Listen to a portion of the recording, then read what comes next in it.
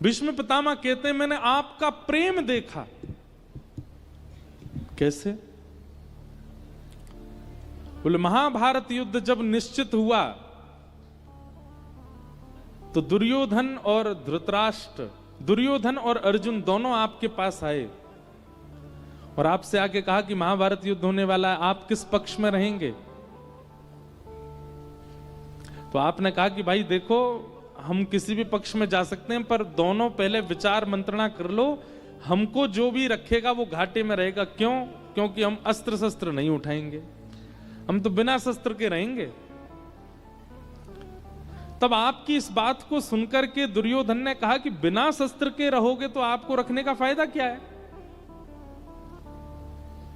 अर्जुन बोला आप बिना शस्त्र के ही रह लो, मैं आपको रख लूंगा। तो आप पांडवों के पक्ष में चले गए और दुर्योधन का मान रखने के लिए आपने अपनी सशस्त्र सेना दुर्योधन को दे दी। भगवान की सेना दुर्योधन की तरफ थी और स्वयं अकेले भगवान पांडवों की तरफ, और ठाकुर जी ने संकल्प लिया था कि मैं शस्त्र नहीं उठाऊंगा।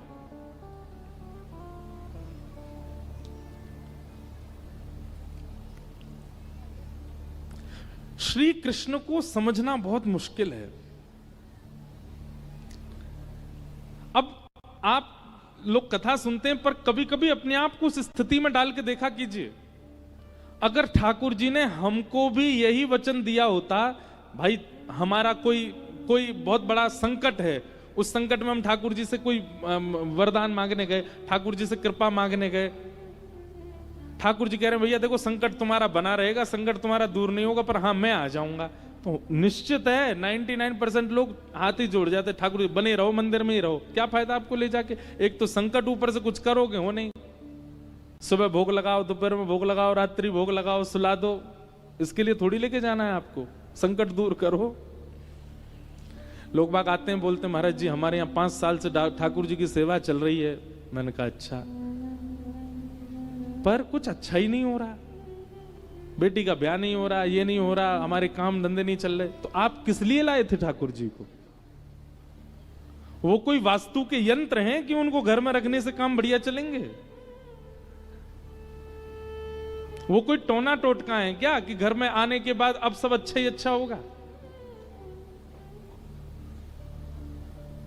अगर इस भावना से आप ठाकुर जी की सेवा करते हैं, हम आपसे प्रार्थना करके मना कर रहे हैं मत किया करो। हमारे वृंदावन के ठाकुर जी की तो मत करो, और बहुत सारे देवता हैं किसी की भी करो। वृंदावन चंद तो लाड़ के देवता हैं, वो तो प्रेम के देवता हैं, और देवता नहीं है वो, देवताओं के भी देवता हैं। उनको समझना बहुत मुश्किल है।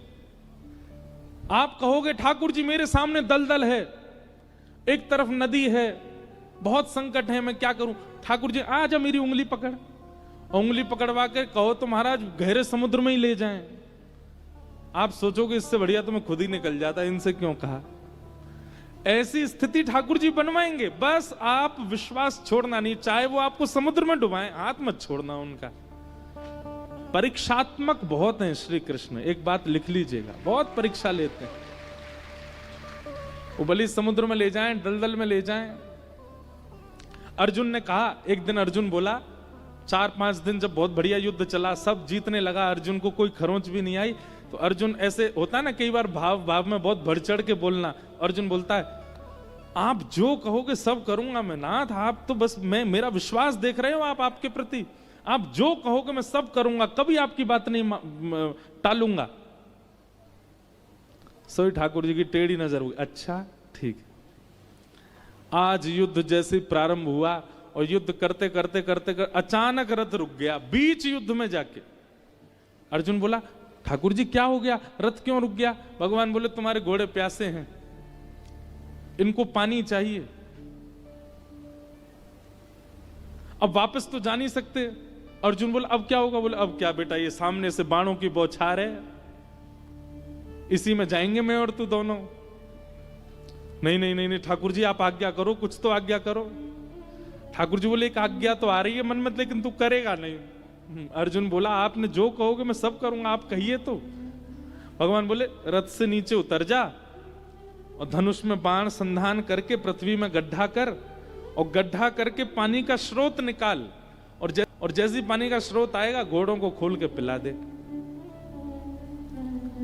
मतलब स्रोत क्या ऐसे ही निकल आता है क्या? कितने फीट नीचे पानी होता है तब जाकर के स्रोत प्रकट होता है, कितने बाण मारने पड़ेंगे तब जाकर के पानी का स्रोत आएगा। ऐसी आज्ञा बीच युद्ध मैदान में ले जाकर के कर रहे हैं। ऐसा भी नहीं कि पीछे खड़े खड़े कर रहे हो, बीच युद्ध मैदान में। अर्जुन बोला ठाकुर जी मजाक रात में कर लीजिएगा। भगवान बोले मजाक नहीं कर रहा हूं, आज्ञा दे रहा हूं। सुबह बहुत कह रहा था आप जो कहोगे सब करूंगा, आपकी एक एक आज्ञा मानूंगा, यूं करूंगा तो कर, यही होगा। अभी स्रोत निकाल और घोड़ों, और सुन, चर्चा में समय व्यर्थ मत कर। ये सामने देख रहा है सेना, छन्नी बना देंगे तुझे, जल्दी कर। अर्जुन बोला सबका केंद्र बिंदु मैं हूं, मैं रथ से उतर गया, मैं बचूंगा कैसे? भगवान बोले तो फिर दो रास्ते हैं, या तो मेरी आज्ञा मान, या फिर सुबह से जो तू कह रहा था आप जो कहोगे सब करूंगा, जो उस बात को निरस्त कर। ऐसे हैं श्री कृष्ण। ऐसा भी नहीं कि शांति से आराम से बैठ करके कोई आपको घबराहट वाली बात कहे, नहीं। जब पहले से ही आप घबराहट में होगे तब घबराहट की बात करेंगे। ये श्री कृष्ण।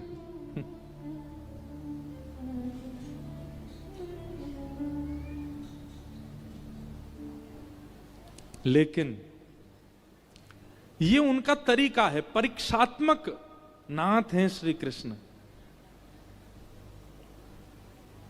ये उनका तरीका है, बस घबराना नहीं, विचलित मत होना, और सबसे बड़ी बात अविश्वास मत कर बैठना उनके प्रति। वो कैसी भी स्थिति बिगाड़ दें, आपकी परिस्थिति बिल्कुल दयनीय कर दें, उनके प्रति विश्वास मत डगमगाने देना।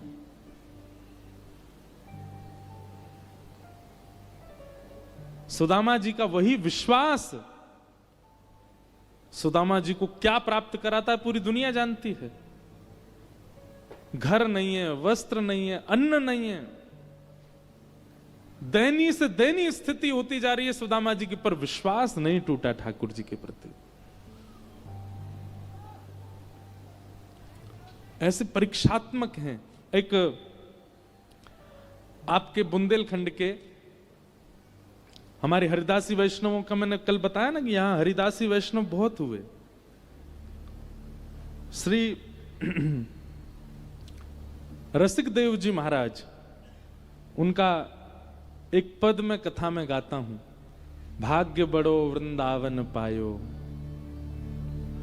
वो भी बुंदेलखंड में ही जन्मे, और भगवत इच्छा, भगवत कृपा से, भगवत संयोग से आज उनका जन्मोत्सव भी, आज उनका प्राकट्य उत्सव है। श्री रसिक देव जी महाराज यहीं बुंदेलखंड की भूमि पर प्रकट हुए, और फिर बाद में आप वृंदावन विराजे, और वृंदावन में श्री जगन्नाथ भगवान का ही रूप जिनको कहा गया, ऐसे श्री नरहरि देव जी प्रकट हुए। नरहर देव जी के आप शिष्य थे। कौन? श्री रसिक देव जी। ध्यान से सुनना, परीक्षा कैसी लेते हैं ठाकुर जी। गोरीलाल कुंज वृंदावन में विराजमान है, आप लोग दर्शन करना। महाराज जी तो यहाँ विराजते ही हैं, उनके कई अनुयायी भी हैं। अच्छा देखो कैसा कैसा अद्भुत नाम है। क्या नाम है? गोरीलाल। कौन है? गोरीलाल। लाल तो सांवरे हैं, फिर गोरी कैसे है गए? ये अद्भुत रहस्य है, कईयों को नहीं पता होगा। कई लोग गोरीलाल कुंज जाते हों, उनको भी नहीं पता होगा कि गोरीलाल क्यों है। क्योंकि वहां पर लाल जी जो हैं, ठाकुर जी जो हैं, वो श्री जी के रूप में विराज रहे हैं, और श्री जी जो हैं वो ठाकुर जी के रूप में विराज रहे हैं। इसलिए लाल जो है वो गोरी का रूप धारण करके बैठे हैं, इसलिए गोरीलाल, गोरीलाल बिहारी। विपरीत श्रृंगार में है, श्यामा श्याम गोरीलाल। तो गोरीलाल ठाकुर जी जिनके माथे विराजे, ऐसे श्री नरहर देव जी के शिष्य हुए श्री रसिक देव जी। तो रसिक देव जी ठाकुर जी से भी ज्यादा, अपने प्रिया प्रियतम से भी ज्यादा स्नेह, ज्यादा श्रद्धा, ज्यादा भाव अपने गुरु के प्रति रखते थे। नरहरदेव जी के प्रति।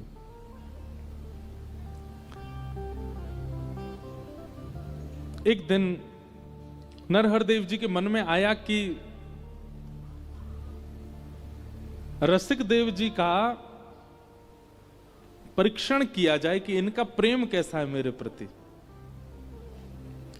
और आपने क्या किया, अपने ही एक शिष्य को बुला करके कहा कि भाई देखो, हम तुमको एक अभिनय करना है और हमारी आज्ञा है, बहुत ध्यान से सुनिएगा सब लोग, तुमको एक अभिनय करना है, एक नाटक करना है। क्या? बोले रसिक देव जी पर, रसिक देव जी से तुमको किसी भी प्रकार से विषमता रखनी है, उनसे लड़ना, कभी उनकी शिकायत करना, मतलब थोड़ी नोक झोंक करते रहो उनके साथ में। तो वे मना करने लगे, गुरुदेव ऐसा। बोले नहीं, हमारी आज्ञा है, हमारी आज्ञा का पालन करो। हम रसिक देव जी की भक्ति परखना चाहते हैं कैसी है।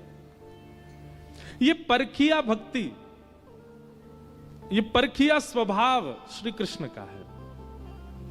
और ये परखिया स्वभाव जिनमें हो, समझ जाओ वो भी श्री कृष्ण के हैं, जो गुरु में हो। और परखिया स्वभाव होना चाहिए, परखने का भाव रखना। तो नरहरदेव जी ने कहा तुम एक अभिनय करना, रसिक देव जी की कभी शिकायत करना, कभी नोकझोंक करना, कभी कुछ करना, हम थोड़ा परखना चाहते हैं इनको। तो बेचारे वो थे तो बड़े सज्जन, लेकिन गुरु की आज्ञा मान करके वो रसिक देव जी से लड़ने लगे, कलेश करने लगे, झगड़ने लगे। कभी अपना आसन फेंक करके आ जाएं और आकर के गुरुदेव से शिकायत करें, देखिए गुरुदेव, ये रसिक देव जी हमारा आसन फेंक देते हैं, हमारा करुआ का पानी फैला देते हैं, हमारे तिलक स्वरूप फेंक देते हैं, हमारे साथ ऐसा करते हैं, हमको ऐसा करते हैं। ऐसे करके आश्रमों में, शिष्यों में थोड़ी सी लड़ाई सी होने लगी। पर रसिक देव जी के मन में कोई लड़ाई की भावना नहीं थी। एक दिन नरहरदेव जी भी अभिनय कर रहे थे। अभिनय में उन्होंने रसिक देव जी को बुलाया, बोले सुनो, ये तुम्हारा स्वभाव हमको अच्छा नहीं लगता, ये तुम रोज लड़ते हो, रोज नोक झोंक करते हो, ऐसा करते हो।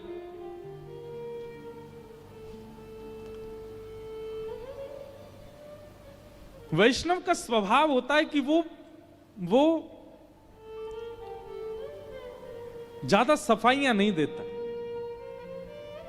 उसकी गलती नहीं है, फिर भी अगर उस पर किसी बात का आरोप लगता है तो वो नीचे नजर करके स्वीकार सहन कर लेगा और नहीं चाहेगा कि वो बताए कि मैंने ऐसा नहीं किया। ये एक वैष्णवी स्वभाव होता है।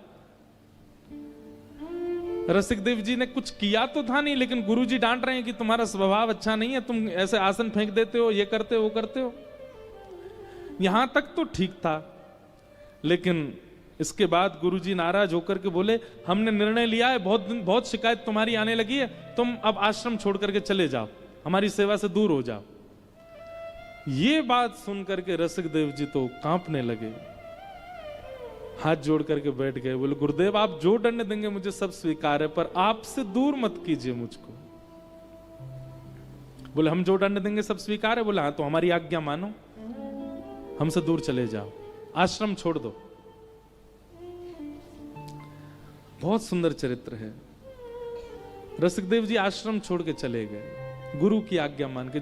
वो उन गुरु का त्याग करके चले गए जिन गुरु को देखे बगैर एक क्षण नहीं रहते हैं। चले गए, यमुना जी के तट पर रोने लगे, वृंदावन को हृदय से लगाने लगे, मुझसे अपराध हो गया, गुरुजी ने मेरा त्याग कर दिया। तो रसिक देव जी की भी बड़ी महिमा थी, सब लोग उनको बहुत वंदन करते थे। कुछ वैष्णव वृंदावन के गृहस्थी आए, आकर के रसिक देव जी को प्रणाम करने लगे। बोले आप रोया मत कीजिए, आप इतने व्याकुल मत हुआ कीजिए, बताइए ना हम क्या सेवा करें आपकी। तब आपने एक ब्रजवासी गृहस्थी से कहा, बोले सुनो, गुरुजी ने तो हमारा त्याग कर दिया, पर हम गुरु के बिना रह नहीं पा रहे, हम गुरुजी के दर्शन के बिना रह नहीं पा रहे। तुम एक काम करो, तुम गुरुजी के पास जाओ और गुरुजी के जो वस्त्र होते हैं नित्य स्नान के बाद के, उनको धोने की सेवा तुम मांग के ले आओ। तुमको वो सेवा दे देंगे, तो वस्त्र लाके तुम मुझको दे दिया करना, मैं गुरुदेव के वस्त्र नित्य धो करके, सुखा करके, व्यवस्थित करके, एक सेवा तो मेरे प्राण उसी से बचे रहेंगे, नहीं तो मैं मर जाऊंगा। वो ब्रजवासी गए और नरहर देव जी से कहा, बोले आपकी आज्ञा हो तो आपके वस्त्रों को धोने की और सुखा के व्यवस्थित करने की सेवा हमको मिल जाए। नरदेव जी बोले, अरे इसमें कौन सी बड़ी बात, ठीक है, हाँ भाई सुनो, कल से हम स्नान करेंगे, उसके बाद हमारे वस्त्र इनको दे दिया करो। और वो ब्रजवासी क्या करते, सारे वस्त्र ले जा करके यमुना के तट पर रसिक देव जी को दे देते, और रसिक देव जी धोते, सुखाते, इत्र आदि लगा के बहुत व्यवस्थित करते, और उन्हीं को प्रणाम करके और गुरुदेव की सेवा में भेजते। कुछ दिनों के पश्चात नरहर देव जी बोले, सेवा करने वाले का एक स्वरूप है कि उसकी सेवा जैसी पहले दिन थी वैसी एक महीना बाद होती नहीं है, थोड़ी बहुत कमियां तो होती हैं। हर दिन सेवा में कटौती तो होती है, पर ये कैसी सेवा मेरे वस्त्रों की कर रहे हैं कि पहले दिन जैसी सेवा थी उससे दुगनी दुगनी बढ़ती जा रही है। इतना सुंदर इत्र महकता है, ऐसे एक एक वस्त्र के एक एक सूत बिल्कुल व्यवस्थित धुले हुए, इतना सुंदर आकृति से उसको लपेट के गही बना करके भेजना, ये मुझे लगता है कि ये गृहस्थी तो नहीं करता है इस कार्य को। ये कहीं ऐसा तो नहीं वो रसिक देव को हमने भगा दिया, कहीं वही तो नहीं करता है।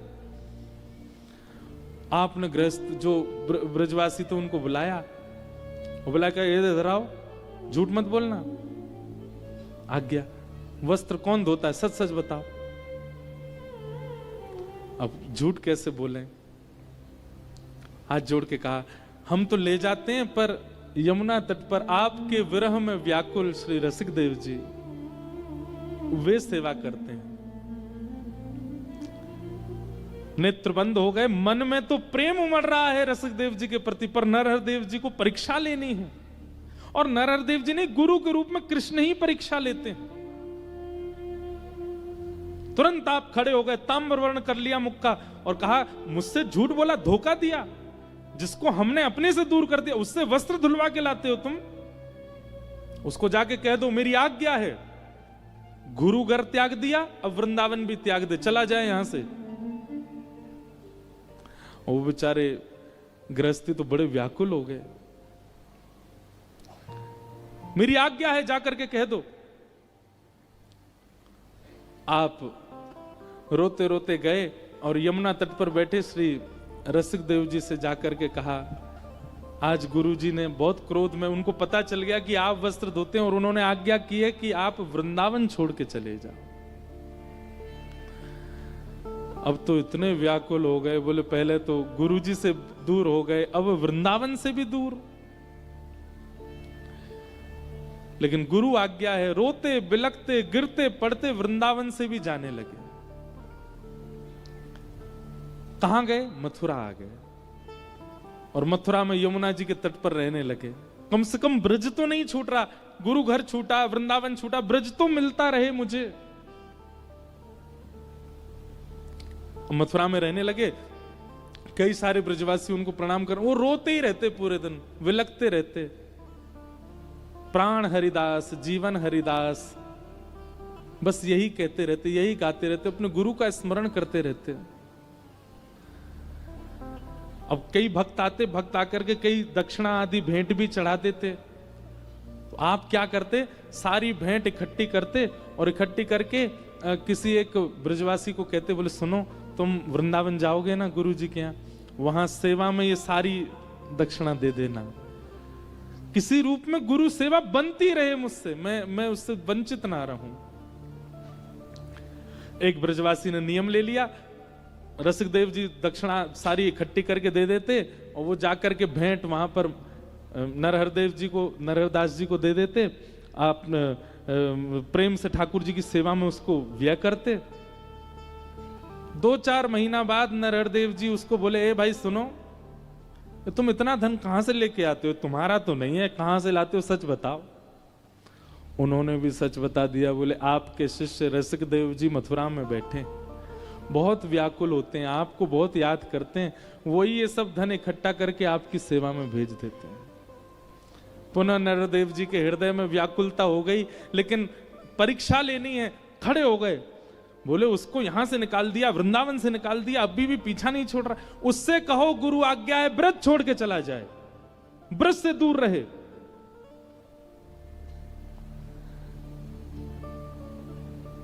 कितना परीक्षण हो सकता है। आप विचार करो, आपकी क्या परीक्षा होती होगी, कैसी परीक्षा लेते हैं ठाकुर जी। जिनका प्राण है वृंदावन, कभी आप रसिक देव जी के पद सुनिए, कैसे पद हैं उनके, प्राण है वृंदावन। वो वृंदावन छूट गया, प्रिया प्रियतम की सेवा छूट गई, अब ब्रज छोड़ने की आज्ञा कर दी गुरुदेव ने। रसिक देव जी को जाकर के ये बात जब बताई, आप पछाड़ खा के गिर गए, रोने लगे, विलखने लगे। लेकिन अपने गुरु से जाके ये कह दूं कि मैंने गलती नहीं की, आप जबरदस्ती, ऐसा उनका स्वभाव नहीं। आप जब आश्रम छोड़ के गए थे तो आपके साथ किशोर देव जी आदि कई और भी भक्त चले गए थे। उन सबको संग लेकर के आपने कहा ब्रज से दूर कहां जा सकते हैं। तब आप बुंदेलखंड आए और पुनः बुंदेलखंड में आकर के यहीं सागर के समीप एक गांव में व्यवस्थित हो गए और यहां रहकर के आपकी विरह वेदना, आपके चित्त की व्याकुलता इतनी आर्त हो गई, रात रात भर आप रोते रहते, वृंदावन की याद करके, प्रिया प्रियतम की याद करके, अपने गुरुदेव की याद करके।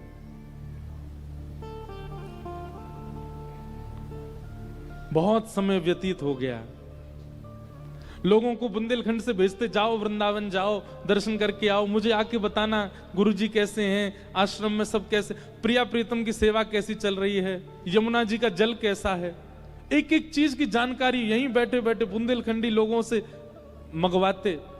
और किसी किसी को कहते गुरुदेव जब प्रसाद पामे ना, उसके बाद उनकी पत्तल ले जा रहे होंगे, उसमें से एक तिनका उठा के ले आना। गुरुदेव जब चल करके जामे, उनकी चरण रज जहां पड़ी हो वो रज उठा के ले आना, और यहीं रह करके आप रज लगाते, कण लेते, ऐसे ही निवास करते। अनेक महीनों बीत गए ऐसे ही, लेकिन व्याकुलता कम नहीं हुई। तब एक दिन नरहरदेव जी के मन में आया, हम यात्रा पर जाएंगे, और यात्रा करते करते करते आप बुंदेलखंड आ गए। और जैसे ही बुंदेलखंड आप आए, उसी गांव में आपका आगमन हुआ जिस गांव में रसिक देव जी विराज रहे थे। रसिक देव जी से किसी ने जाके कहा, अरे बधाई हो, आपके गुरुजी पधारे हैं बुंदेलखंड, हमारे गांव में आए हैं, चलो अब आपका विरह दूर होगा, उनके दर्शन कर लो।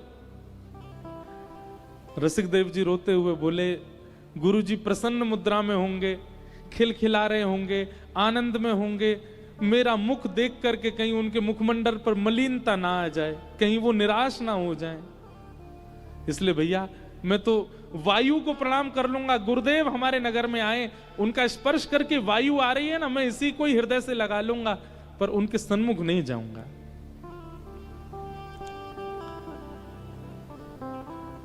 नरहरदेव जी बुंदेलखंड में किसी गांव में विराज गए, कई सारे वैष्णव घेर करके रसिक देव जी को बैठे थे और सब कह रहे थे आप चलो। आप अचानक से बैठे बैठे जोर जोर से रोने लगे। किसी ने पूछा आप क्यों रो रहे हैं? अरे बोले एक भोली भाली बुंदेलखंड की मैया गरम गरम दूध लेके गई, उसने गुरुदेव को पिला दिया और गुरुदेव ने मुख में लगाया, मुख में लगते ही गुरुदेव के मुख में छाले पड़ गए हैं। अरे कोई जाओ, जाकर के रोको, मेरे गुरु की सेवा में दिक्कत हो रही है। यहाँ के भोले भाले लोगों को कहो ऐसी कोई सामग्री ना दें जिससे उनको कष्ट हो। छाले पड़ते हैं नरहरदेव जी को, पर उन छालों को अपने ऊपर धारण कर लेते हैं श्री रसिक देव जी। पूरे दिन औषधि मुख में लगा के बैठे रहते हैं, अपने गुरु के ऊपर आ रहे आर्तों को लेने लगे। ऐसा प्रेम श्री रसिक देव जी का। ब्रह्म मुहूर्त में सुबह सुबह नरहरदेव जी स्नान के लिए नदी के पास जा रहे थे, तभी किसी वृक्ष की टहनी ऐसी निकली थी, वो माथे से लग गई। जैसे ही लगी, सोते हुए श्री रसिकदेव जी उठ करके बैठ गए, सिर पकड़ के बैठ गए। अरे मेरे गुरुदेव के संग कोई जाओ, वो अंधेरे में घूम रहे हैं, उनके माथे पर टहनी लग गई है। और आपने जैसे ही हाथ दूर किया तो लगी तो थी नरहरदेव जी को, पर रक्त निकलने लगा रसिकदेव जी के। ऐसा प्रेम जब परीक्षा की अतीत हो गई और नरहरदेव जी लौट करके जैसे ही वृंदावन आए तो गोरीलाल कुंज में जो प्रिया प्रियतम विराज रहे थे, उनके जैसे दर्शन किए तो नेत्रों में आंसू भरे हुए प्रिया प्रियतम के। नरदेव जी ने प्रणाम किया, बोले जय जय, सेवा में कोई कमी, आप रुदन कर रहे हैं। तब दोनों श्यामा श्याम प्रकट हो गए और प्रकट होकर के नरदेव जी के गले लग करके बोले, अभी इसी वक्त बुंदेलखंड से श्री रसिक देव जी को बुलवाओ, हम उनके बिना नहीं रह पा रहे, उनके बिना हमारा मन नहीं लग रहा। अब हो गई परीक्षा, बहुत हो गई परीक्षा, अब परीक्षा मत लो, उनको अभी बुलाओ।